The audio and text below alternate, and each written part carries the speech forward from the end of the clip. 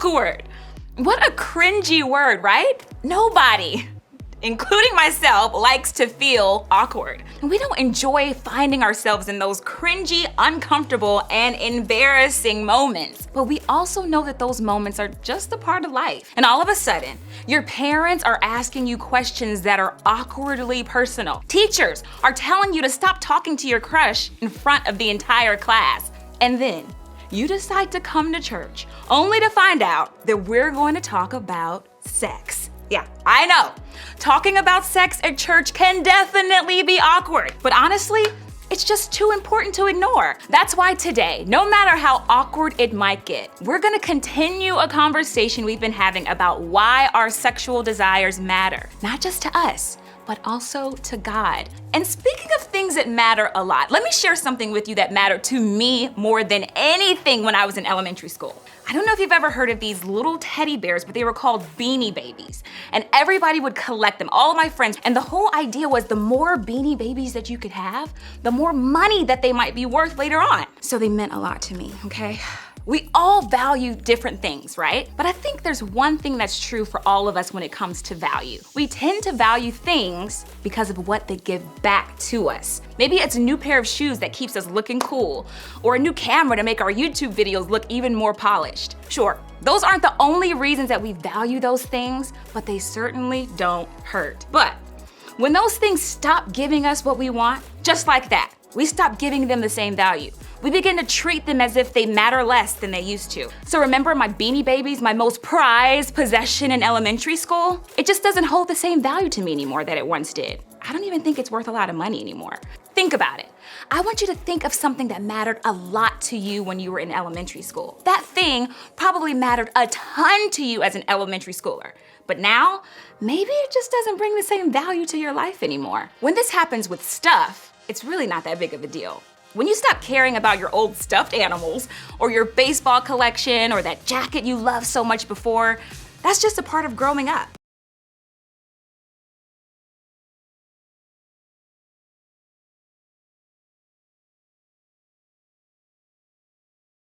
But there's another side to this whole value thing, the human side. Sometimes without realizing it, we treat the people in our lives the same way. When they can do something for us or give something back to us, we consider them valuable or important. But when they don't, well, that's when we begin to treat them like they've lost their importance. That's when we start treating people in ways that are less than they deserve. We start saying things about them, thinking things about them, or treating them as though they aren't all that special or important after all.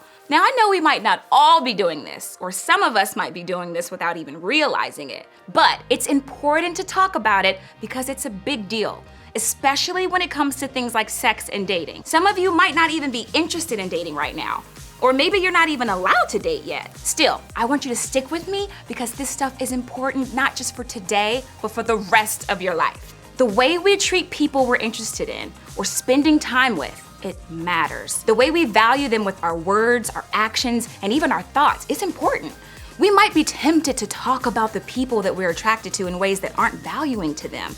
We may say things about their bodies and about their personalities that aren't all that respectful. Or we might even think about them in ways that don't value them. They're the kind of thoughts that we wouldn't want them, or really anyone, to know about. Maybe we even ask the person we're talking with to send pictures or participate in behaviors that we know don't show them value that they deserve. We might treat the person we're attracted to in a way that makes us feel good, even if we know it's hurtful or harmful to them. We flirt with them, we tease them, we talk to them in a way that doesn't benefit anybody but us. Maybe we send photos or we say inappropriate things or lead someone on because it makes us feel good.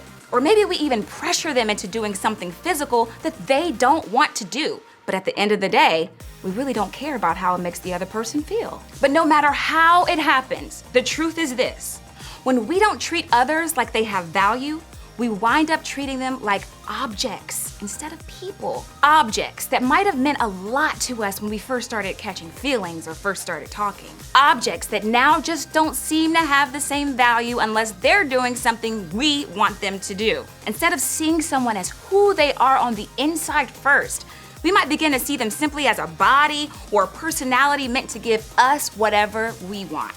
And the fact that they have their own desires, their own thoughts, emotions, and hearts, well, maybe we just don't seem to notice or care.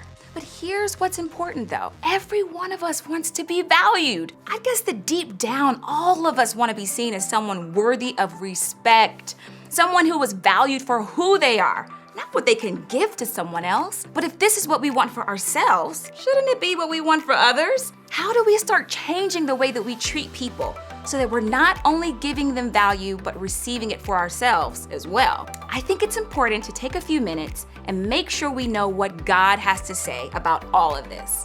First, we should know that God made each of us. And because of that, we are valuable. We have value simply because we are made by God.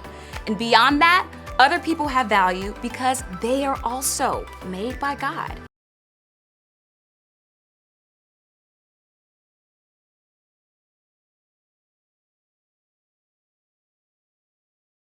That right there, that's the foundation for how we treat other people and ourselves. If we believe that we all have value simply because God made us and told us so, that's great. That's the starting place.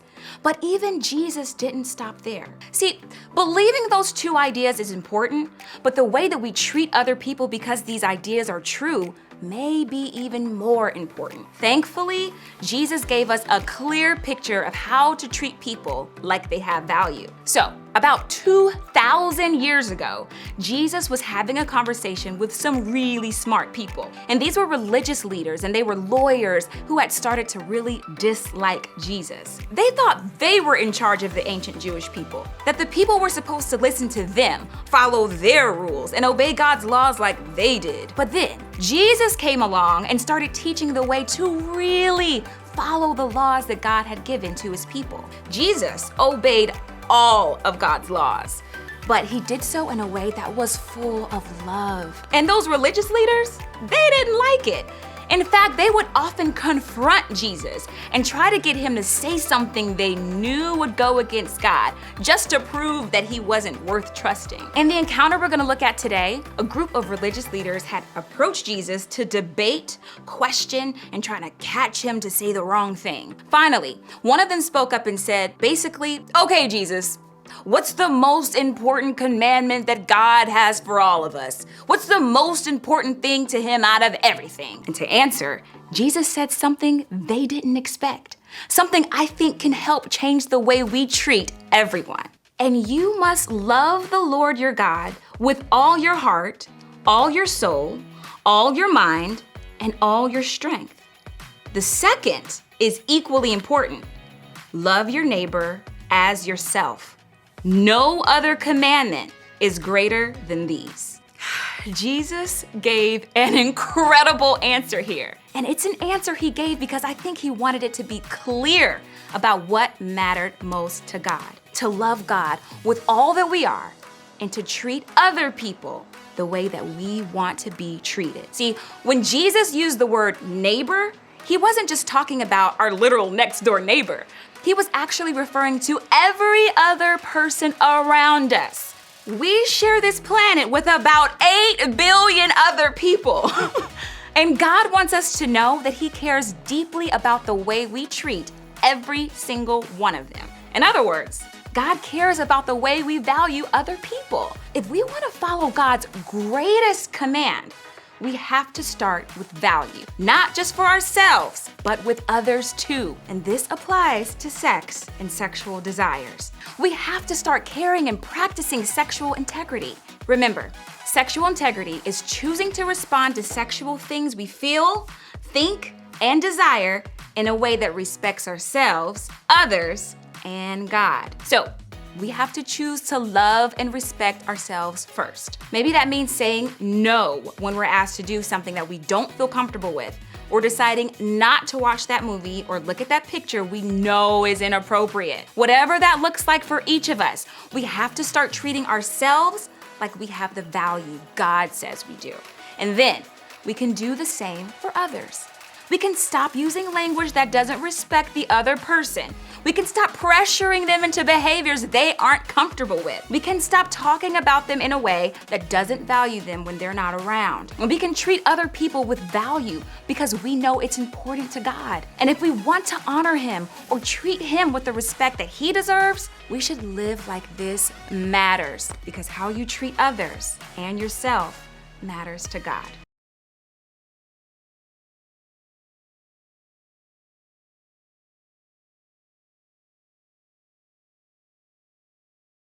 So, what does this look like once we're back at school, or joking with our friends, or running around at practice, or alone with our crush, when we're tempted to make jokes, or participate in behaviors, or treat someone else in a certain way just to get what we want in return? Well, the next time we find ourselves in that position, we can ask ourselves a couple of questions.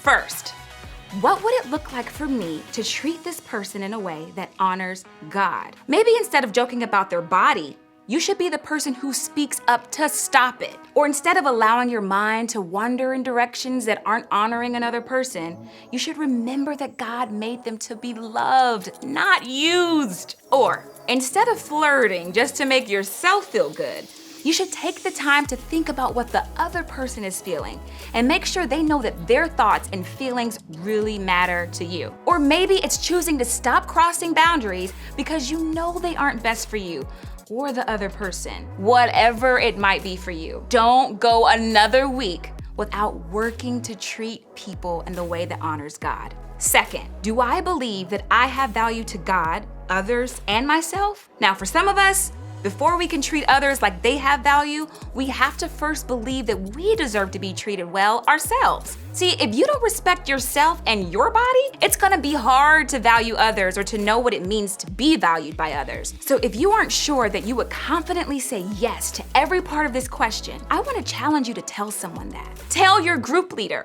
a parent, or another trusted adult that you need help discovering some of your own God-given value. This might be the most important step you make to begin living a life where you know you have value and can treat others like they have value too.